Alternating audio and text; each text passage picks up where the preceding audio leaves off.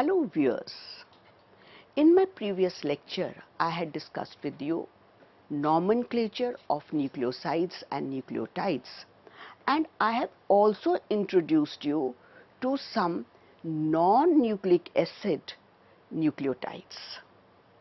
What do we mean by non-nucleic acid nucleotides? We mean those nucleotides which do not occur in polynucleotides like DNA and RNA. These nucleotides occur freely, and the examples which I discussed, to which I introduced you to, were ATP, NAD, NADP, NADPH, FMN and so on. Now I would like to discuss the roles of these nucleotides. These can play very important roles, like they can act as carriers of energy, they can act as coenzymes, then they are very active as coenzymes in redox reactions, they can act as secondary messengers also. So we shall discuss these functions one by one, and we will see which nucleotide is active where. So let us discuss which are the nucleotides which are acting as energy carriers, as carriers of energy, and how do they liberate energy, or why do they liberate energy. So let us see that some of the nucleotides which have a purine base in them, such as adenine, attached to the C1 prime carbon of the pentose sugar, they will act as carriers of energy. And in addition to this, what we find that 1, 2 or 3 phosphate groups are covalently linked at the C5 prime OH of ribose. So as I've already said in my previous lecture, that these can be mononucleotides, they can be monophosphate nucleotides, they can be diphosphate nucleotides, or they can be triphosphate nucleotides, depending on the number of phosphate groups which are present there. So on the basis of number of phosphate groups which are present there, and you know that these phosphates, that nucleotides are phosphate esters of nucleosides, so we name them as nucleoside monophosphates. We can also name them as, if 2 phosphate groups are present, we name them as diphosphates, that is nucleoside diphosphates, and if 3 phosphate groups are present there, we name them as nucleoside triphosphates. Now when we talk of adenine is the base, so you know that the nucleoside would be adenosine. So and we have 3 phosphate groups present in it, so the nucleotide will be named as adenosine triphosphate, which is abbreviated as ATP. And these are the energy currency of a cell. That is, ATP is the one which will give energy to the cell for its working. So this is ATP, and it is adenosine triphosphate. Now what you have to remember is that the 3 phosphate bonds of ATP are labeled as alpha, beta and gamma, starting from the ribose. So what we mean here is that the phosphate group which is immediately attached at C5 OH of the ribose sugar is known as the alpha bond. The bond next to it between the alpha phosphate group and the beta phosphate group is known as beta bond, and then we have a bond between the beta phosphate group and the gamma phosphate group, which is known as gamma. So what we do, you have to remember, that is, when you are doing the labeling of these bonds, the labeling will start from the phosphate group which is immediately attached to ribose sugar, and that will be alpha followed by beta and gamma.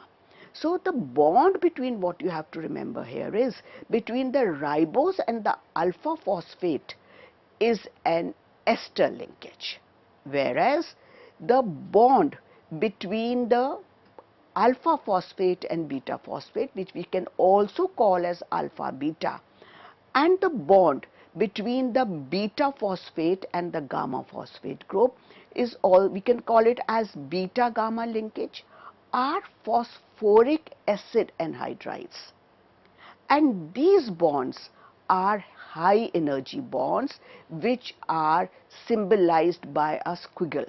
So if you look at your screens, what do you find? I have shown you the structure of adenosine triphosphate. So let me explain this diagrammatically.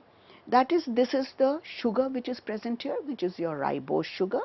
This is the base, which is adenine, which is a purine, and this is present at C1 carbon. Now what we find here, that esterification reaction is taking place at C5. What is happening here? The OH group of ribose sugar is reacting with the phosphoric acid, resulting in an ester bond here. So we call this bond as phosphoester bond. You have to remember this. Now please remember, this phosphate group is now reacting with a second molecule of acid. It is not reacting with a it is not reacting with an OH group. So what, and here water is lost, and what do we get here is from two acid molecules. So this is an anhydride bond. Similarly, the bond between the beta phosphate group and the gamma phosphate group is also an anhydride bond, and these anhydride bonds are high energy bonds, which you can see they are represented by a squivel here, whereas this is represented by a normal bond here. So this is your ester bond, phosphoester bond, and these two bonds are anhydride bonds. So this is the structure of ATP, and these two bonds are the high energy bonds. That is, when we will break this bond, we will find that energy is liberated. So phosphoric anhydride bonds of these nucleosides, 5 phosphates, are source of chemical energy. And it is not only that the ATP is the source of chemical energy, even GTP can be a source of chemical energy. So what we find, that when we carry out the hydrolysis of ATP and other nucleoside triphosphates, this is an energy releasing reaction which is known as exergonic reaction. So that means when we talk of exergonic reaction, it means that the energy is liberated in this reaction. So what you have to find is that the hydrolysis of ester linkage, that is the alpha bond, will yield around 13 kilojoules of energy per mole. But when we carry out the hydrolysis of the beta and the gamma bonds, you have to remember that these are anhydride bonds, and the energy yielded here would be 32 kilojoules per mole. So that means it is the anhydride bonds which are high energy bonds. So on your screens I have just tabulated this for you. That is, when the ester bond is broken between adenosine and the phosphate group, that is the alpha phosphate group, the energy released is 13.8 kilojoules per mole, whereas when the bonds are cleaved between the alpha phosphate group and the beta phosphate group, that is the beta linkage and the gamma linkage, these are the anhydride bonds, and these are the bonds which will release high energy. So if the question is asked that why is ATP a high energy releasing molecule, or why is it known as the energy carrier of the cell, you have to remember that it releases energy when the bonds are cleaved. Which bonds are cleaved? When the anhydride bonds are cleaved between alpha and the beta carbons, phosphate groups, and the beta and the gamma phosphate groups. So next point that you have to remember is that ATP is not ATP is an energy carrier, molecule, whereas if we talk of some other nucleosides which are nucleosides 5 triphosphates, they can also act as substrates for DNA and RNA. First thing. And second thing what you have to remember is that other nucleosides like which are again triphosphates like GTP, guanosine triphosphate, is involved in protein synthesis, whereas CTP and UTP are used in lipid and carbohydrate synthesis. That is, cytidine triphosphate and uridine triphosphate are used in lipid and carbohydrate synthesis. So that means triphosphates are having variety of functions which they are playing in a particular cell. Now, you have to remember that cells also contain certain nucleotides. This is very important, with phosphate groups in positions other than 5' carbon of the pentose ring, that is of the ribose ring. And these also perform different functions in a cell. So it is not necessary that always the phosphate group will be present at the 5' carbon of the ribose sugar. It may be present at the other positions also. For example, what we find that a phosphate groups undergoes esterification with OH group at the 3' carbon of the ribose, and in this case what we are getting is we are getting adenosine 3 monophosphate. And if this reaction was to take place at the second position, that is the esterification reaction is between the OH group at the second carbon of the ribose and the phosphoric acid, what we find is that we are getting adenosine 2' monophosphates. So what you have to remember is that is when we are talking of adenosine monophosphate, and if we don't indicate the number there, that is 5' it clearly shows that it is 5' monophosphate. But in case the phosphate group is present at any other position that is different from 5, that is 2 or 3, then in that case we have to specify the number, that is in this case it is 2' monophosphate, that is it is present at the second position, and if it was this phosphate group was present at the third position, it would be named as adenosine 3' monophosphate. Another thing that you have to remember is that it is not only that the phosphate groups can be present at positions other than 5, they can even form cyclic monophosphates.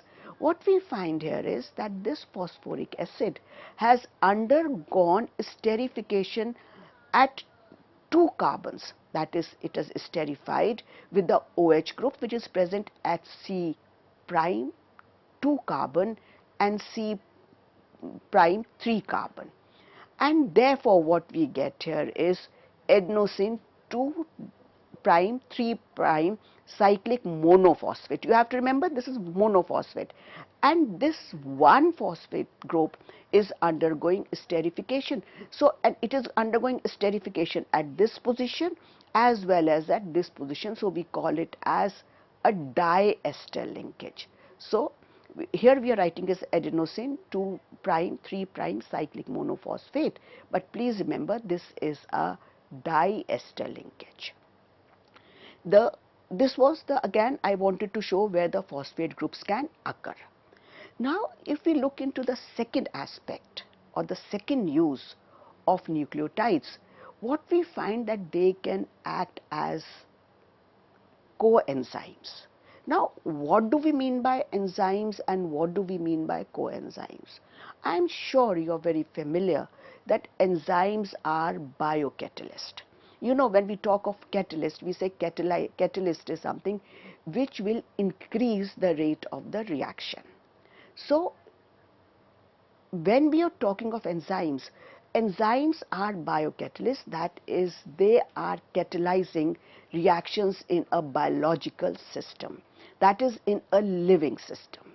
And what you have to remember is that the enzymes are proteins, and when they are proteins, this protein part of the enzyme gives its specificity. That is, this enzyme will work on a certain substrate. So supposing if I say we have lipases enzyme, then lipases enzyme will specifically work on fats and lipids. Whereas if we talk of proteolytic enzymes, they will work on proteins. So this specificity, that with which substrate a particular enzyme will work with, is due to the protein part of the enzyme. But you have to remember that enzymes cannot work alone, and they require an additional factor, and that factor is a cofactor. So what is this cofactor? This cofactor gives enzymes its catalytic property. So 2 points that you have to remember here.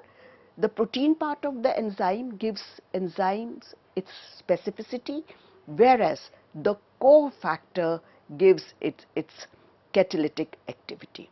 Now we have to remember that if the cofactor is an inorganic ion like copper, iron, magnesium and iron, here the cofactor is called as metal activator, because here it is a metal which is activating the enzyme. But if the cofactor is organic, then it is called coenzyme. So now what we are going to look into is, we are going to look into that how these nucleotides will act as coenzymes, and which are these nucleotides which will act as coenzymes. So first of all, you have to remember that these are non-nucleic acid nucleotides which will function as coenzymes. So these coenzymes are small organic molecules which are loosely or tightly bound to an enzyme, and this coenzyme prepares the active site of an enzyme for its catalytic activity. Very important again, remember this, enzymes cannot function without coenzymes. It is the coenzymes which transport chemical groups from one enzyme to another, and many of these coenzymes are derived from vitamins. So on your screens now you can see I have shown you what is the function of a coenzyme. So if we look into the enzyme, this is the active site of an enzyme, which is the protein part, and this will give specificity to the enzyme, and I am sure you've heard of lock and key mechanism, that it goes into a specific site. But to activate this site, we need a coenzyme. And what happens now, this when it meets with the substrate, what happens is that this enzyme will react with this coenzyme. That is, this coenzyme will fit into the active site of the enzyme, and now this has become the enzyme which can bring about the reaction, and the substrate will also bind here. So what is happening at the surface, at the active site of the enzyme, the coenzyme and substrate will both bind here. The reaction takes place, and when the reaction takes place, what happens is the products are formed, and along with that we have the enzyme and the coenzyme are liberated free in their original state. So this is how a coenzyme helps an enzyme to catalyze a reaction. The second use of nucleotides is that nucleotides can act as signal molecules. So when we talk of signal molecules, you know that when we react to an environment, when our cells respond to an environment, they take a cue from a hormone or chemical signals, and these hormones which give clue from the environment to living organisms are known as primary messengers. However, please remember, these chemical signals need to be first transduced from outside to the inside of a cell to give a response. And the job of this transduction is done by a secondary messenger. So what we have to remember is that if there is excited, and say our hormone adrenaline is activated. It is not activated just like that. That is your primary messenger. This primary messenger has to be activated, that is, it has to first receive a chemical signal from the outside, and this signal is done with the help of the secondary messenger. That is, this secondary messenger will transduce the signal from outside to the hormones, and then hormones will react. So these secondary messengers are very important. As you've seen that the signal, they are acting like a postman from outside to inside. So these secondary messengers are in form of nucleotides. And one of the most important secondary messenger is the nucleotide adenosine 3' 5' cyclomonophosphate, which is abbreviated as small c AMP. So on your screens now you can see the structure of cyclic 3' 5' cyclic monophosphate. So what do you find here? That is, a phosphodiester bond is formed here between the phosphoric acid group and the OH on the third carbon, and similarly with the OH on the fifth carbon here. Please remember, this is the fourth carbon and this is the fifth carbon. So this is where we are getting a bond here. And now this will act as a secondary messenger. So what is it? It is a phosphodiester linkage. This phosphodiester linkage is between C' and 5' positions of the ribose group, as I have just indicated before, resulting in a cyclic nucleotide. And the cyclic nucleotide is named as C', 5' cyclic AMP or CAMP, and this is a major metabolic regulator. So here again I have indicated the same thing, that is, the base here is adenine, the sugar is ribose, and the phosphodiester bond is being formed between the phosphate group and the OH on the C5' carbon and OH on the C5' carbon. So what we find, this is one ester linkage, this is the second ester linkage. So we call this as a diester, and since the reaction is with the phosphoric acid, we call it as diester phosphate linkage. Now this, please remember, how is this CMP formed in the cell? It is formed from ATP in a reaction catalyzed by the enzyme adenylate cyclase in presence of magnesium ions. So as you can see on your screens now, what we've seen, that this is the molecule of ATP, that is adenosine triphosphate. Here we have 3 phosphate groups here, and when this reacts with adenylate cyclase, what we find, it undergoes dephosphorylation, that is 2 phosphate groups are removed from here, and this phosphate group now undergoes diesterification, that is with the OH group at the 5th carbon and at the 3rd carbon, resulting in this cyclic AMP. The reaction can further take place where this cyclic AMP reacts with the enzyme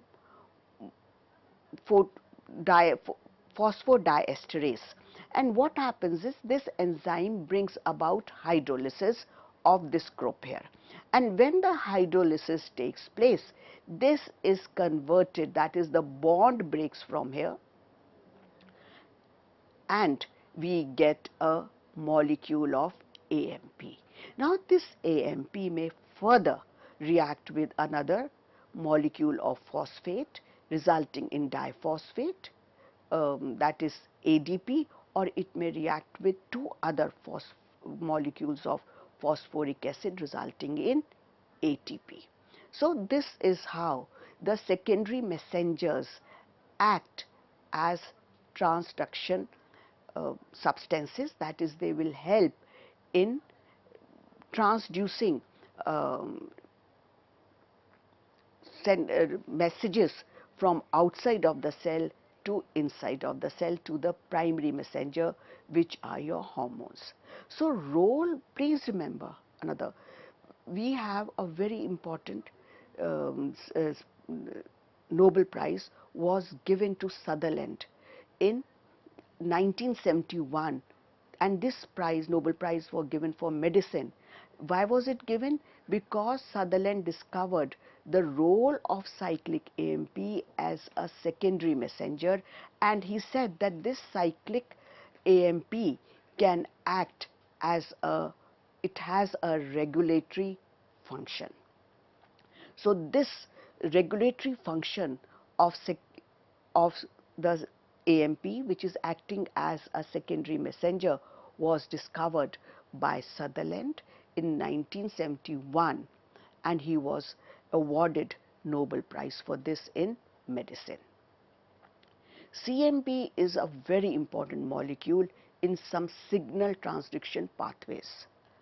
Other cyclic nucleotides showing a regulatory function are guanosine, 3' 5' cyclic monophosphate. So this is the structure of guanosine, 3' 5' cyclic monophosphate. Here what is different, that is, instead of adenine we are having guanine as the base here. That is, the nucleoside here is guanosine, and again the esterification reactions are taking place at the OH at the 3rd carbon and OH at the 5th carbon. So this is for today. In my next class I would be starting with some more interesting functions of nucleotides.